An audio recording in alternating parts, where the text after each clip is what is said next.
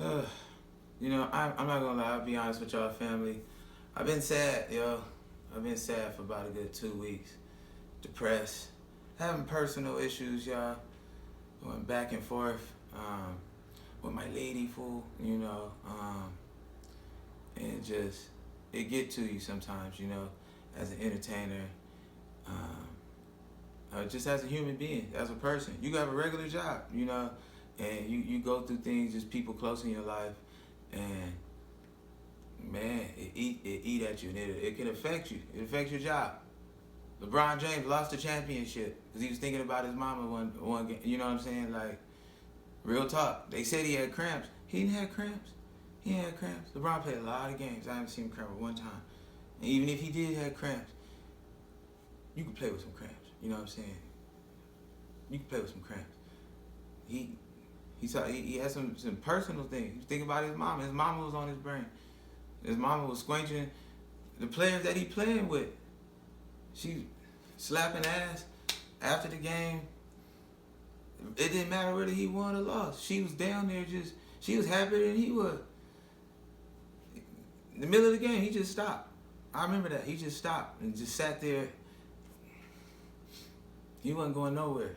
You know, it affected his performance. So I had to learn that, you know, not let my my personal things, you know, affect my performance. And, you know, just like I said, no matter what you do, even if I was making chicken at Papa's right now, you know what I'm saying? I can't be fucking up the chicken. I can't be fucking up the chicken sandwiches.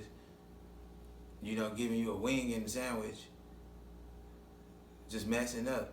And then the people in the front, you know, nice little lady in the front, she doing everything she can. That's why they get cussed out so much. Every worker in the front at Papa's get cussed out daily. You know what I'm saying? And it's for something they usually ain't did. It's usually something that happened in the back from somebody that's going through something and it's affecting their performances. So, I had to just do better, you know what I'm saying, just shake that off. And the cold part about it, when I did that, it got better. Not only with me, it got better with relationships around me. You know what I'm saying? Because I just got out of the dumps, you know, just got out of my own head and shit. And things just started doing, you know, getting better. And I had to, because I couldn't just be in my feelings and shit, because the world was coming to an end. The world was literally coming to an end around me. Like, shit just popped off everywhere. Like, we really got a whole, the protest, I don't know, is it, if we can call it a protest or a riot or just, I call it civil disobedience. You know what I'm saying? Necessary civil disobedience. Because it's necessary. Real talk. Like, I'm not like saying like on some criminal shit like everybody need to go and just go crazy and fuck up the world just for no reason and just not like that. But real talk, that's how society changes.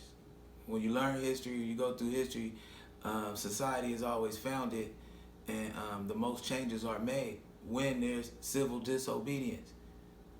You know, even this country, you know what I'm saying, itself was founded. It's founded off, you know what I'm saying, the Americans just saying, nah, fuck all that. You know, we not paying no taxes to the English. Y'all can't just come over here and just tell us what to do. Y'all can't just have y'all military just bogart us like that. You know what I'm saying? We the ones that pay the taxes. We the people. We the one, you know what I'm saying? We the people, we got the voice.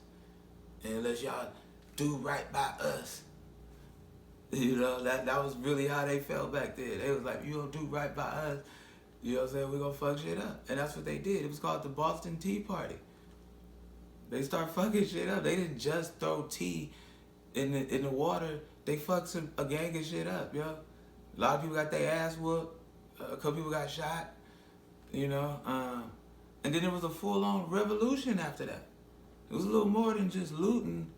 It was full-on war after that, yo, until they got their freedom. And that was truly how America was built, you know? And it wasn't just white people. It was black people there. You know, the white slave owners would literally instruct the slaves to fight with them. Man, y'all fight. I'm giving you your freedom. You wasn't getting it, but they told them that. And they fought hard. And America won. You know what I'm saying? With all that unity, America won. And so since then we have written a constitution.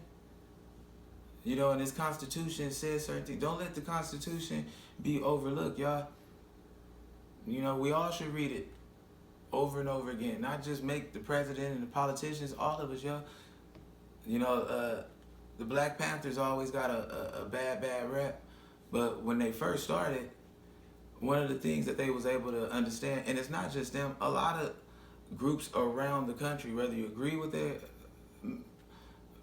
methodology or what they're talking about or not, a lot of them understood we do have the right to bear arms and we have the right to form a militia. That's in your constitution, yeah. So when we the people remember that, you know, a lot of times we look at all them quote unquote rednecks, quote unquote the white boys down south, and they be going hard on them gun laws. You know what I'm saying? Them country boys go hard on them gun laws, and we be like, you know, especially in the city, because we can't have nothing like that. We look at them like they crazy, like they wildin', like, well, a lot of them know at least that part of the Constitution. You do have, they gave us the right to bear arms, to form a militia. Mainly for the simple fact, the main fact of being able to protect yourself from the government. It's not from bears, it's not from wolves, it's not from your neighbors, it's from literally so the powers that be don't get too fat, you know, and get too, we so rich that we can just tell y'all what to do, front on y'all, beat on y'all, and whoop on y'all, and make your life hell. So now that we see all this, you know, like I said, protests, riots, all this, whatever you want to call it, it's just a whole civil unrest.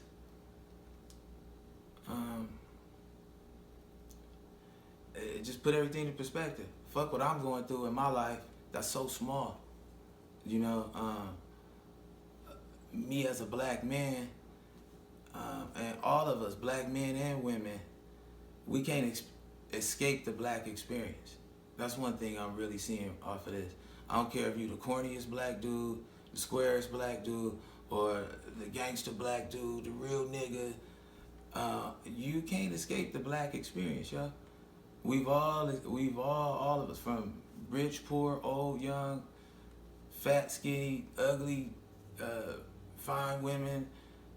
You know, there's some fine black women get hated on. You know, it's nothing that can get you. It's some smart, educated people, doctors. You know, there's nothing that can get us to a point where we can escape the black experience.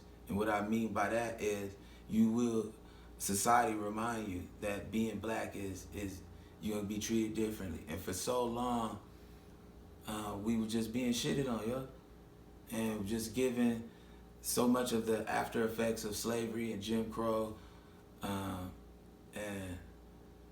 it was just like society just looked at it like, oh well, yeah, shit is fucked up for them, yeah, because that's the black side of town, or that's the black school, that's the black team, that's the, you know.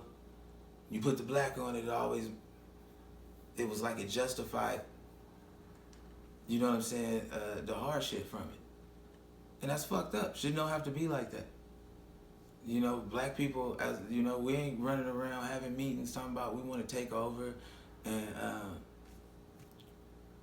take away from nobody else and nothing like that. Our whole fight, our whole struggle has just been like, damn, can we at least get the equal shit? Can we at least be treated fairly? You know, we have to try 1,000% when most people just giving it 50%. When you see these black people who are professors at a school somewhere, at UC Berkeley, USC, that black dude, do you realize what he had to do to be there? He had to be like 1,000% better than everybody in his class. Probably, you know what I'm saying? Probably be the baddest mother at the school, yo. You couldn't just. And that goes for everything that we do. You know, we have to strive so hard, not only just to get the equal shit. It's like we have to go over the Obama. Obama was overqualified.